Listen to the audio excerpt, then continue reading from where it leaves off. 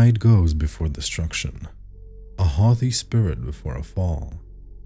That's how the quote goes, but for me, my greed led me to my destruction.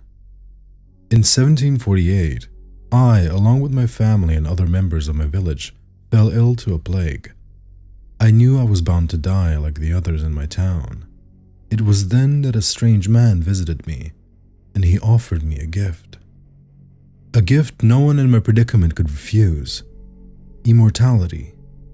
I was delirious from the plague and agreed to his terms without even listening to him. I didn't want to die, and the thought of immortality sparked a feeling of greed within me. As soon as I agreed to his terms, he vanished into thin air. I had almost thought I hallucinated the whole incident, but my rapidly improving condition proved it actually happened. Needless to say, I was gleeful of it and went to see my family. My joy lasted for a short while, until I realized this gift was in fact a curse.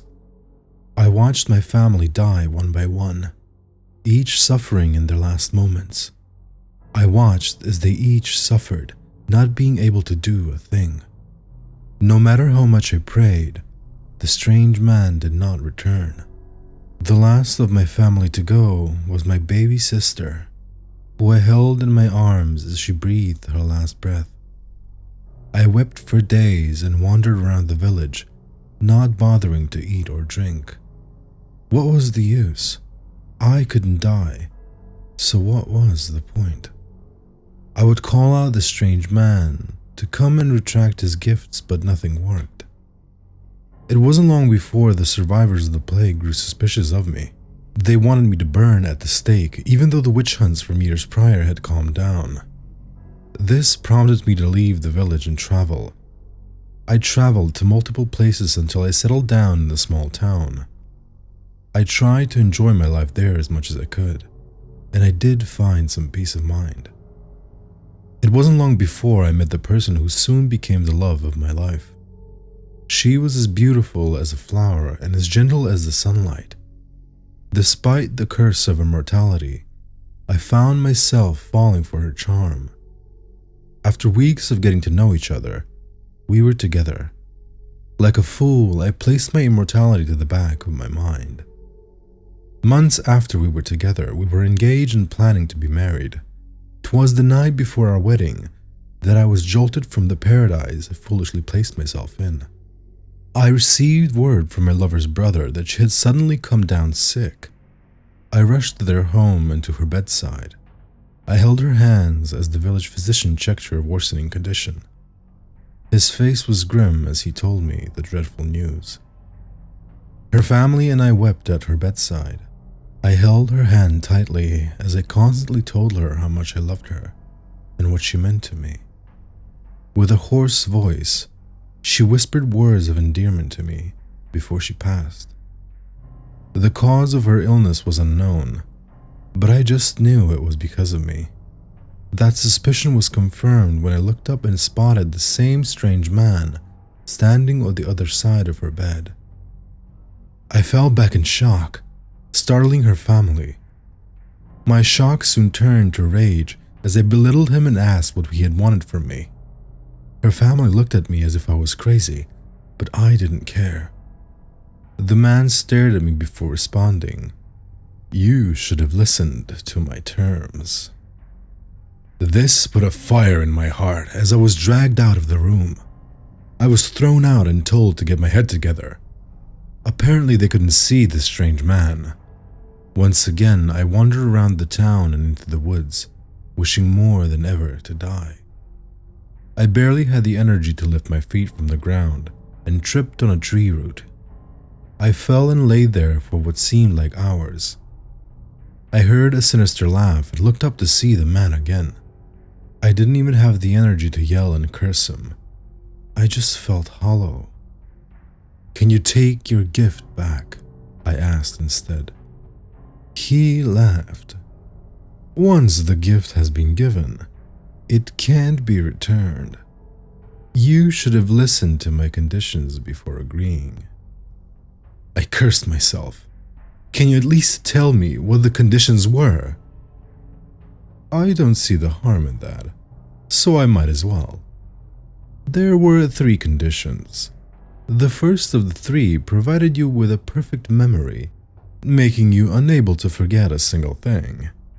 The second of the 3, if you are to receive a fatal injury to mortals, you will die momentarily and experience that pain tenfold. And finally, the third condition, anyone you love will die. He responded after much contemplation. I pulled myself up to my knees as my stomach twisted. I felt sick just listening to these conditions. I couldn't even get mad at him because it was my own fault that this had happened. He vanished into thin air, and once more leaving me to my own devices. I curled up as small as I could as sobs racked my body. After this, I moved from place to place, never staying for long. I kept my distance from people as much as I could, fearing that I might bring about their death as well. I continued like this until 1823. In 1823, I experienced the second of the 3 conditions. I was roaming the woods somewhat close to town, but I didn't pay much attention to it. I had just passed behind a large tree when I was struck in the neck by a bullet. It shattered my esophagus and blood gushed from my neck. I grabbed at my neck to stop the bleeding, but it was too late. I went unconscious and continuously experienced that pain tenfold. It was like my very own personal hell.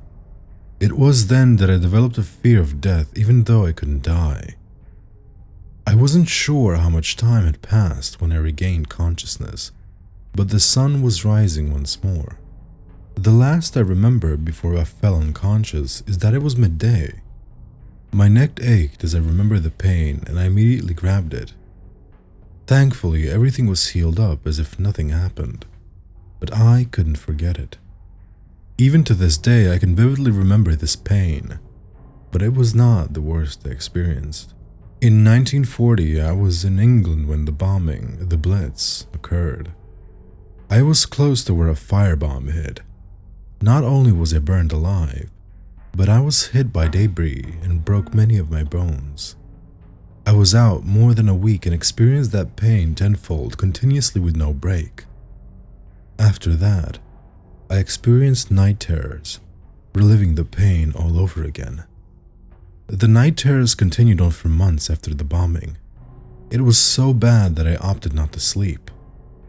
Due to this, I decided to go into hiding from the world. I didn't mind traveling around previously, but technology was quickly advancing. The possibility of me being suspected weighed on me. After that, I watched as the world around me advanced to where it is now. I still traveled from location to location, but I tried to make it as discreetly as possible. This didn't work out in my favor as an unnamed organization caught a whiff of my existence. It was mainly my fault. I stayed in a city longer than I should have, and I got unwanted attention.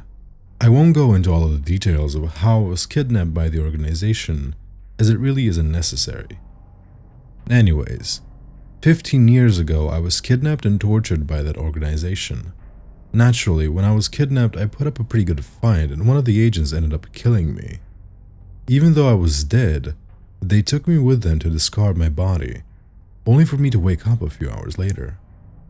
This prompted them to run various experiments on me to uncover the secrets of my immortality. From electrocuting me to poisoning me, to decapitating me, they tortured me in the name of science. They claimed they were doing this for the betterment of humans, but I highly doubted it. Each time I was killed, I relived that torture for countless years. I was their subject for a good 4 years. I only escaped because my body finally gave out from all of the various torture. They killed me via lethal injection, and because of the constant torture I experienced, it took longer than they expected for me to heal and wake up. I guess they decided to discard me since none of their research proved fruitful. So they disposed of my body, and I woke up about a month later. Throughout that month, I relived all the torture I experienced. Upon waking up, I refused to sleep for months, and I avoided people altogether. I lived in the woods as I thought of ways to destroy the organization. Thankfully, the organization was shut down by the government after it was discovered they experimented on humans. While I felt at ease for not having to worry about the organization, it still took me years to be able to go out in public. Even now, I still tremble in fear from the thought of being discovered again. But that is why I move so frequently. A new city, a new job, and a new name. While I try to go on about my life, I still catch glimpses of that man out of the corner of my eye and hear his sinister laugh echo in my head. I'm not sure of what or who he is. I do know that he isn't some nice, helpful person. I'm sure many of you reading this will feel pity more than being scared of my story, but I didn't come here for pity. I've made my peace with that decision that I made that led me to this point and regret them. I was foolish and now I'm suffering the consequences. You don't have to believe me. I don't care. I'm merely writing this to be a warning to others. If you're ever in a dire situation and you meet a strange man offering you a gift, refuse it.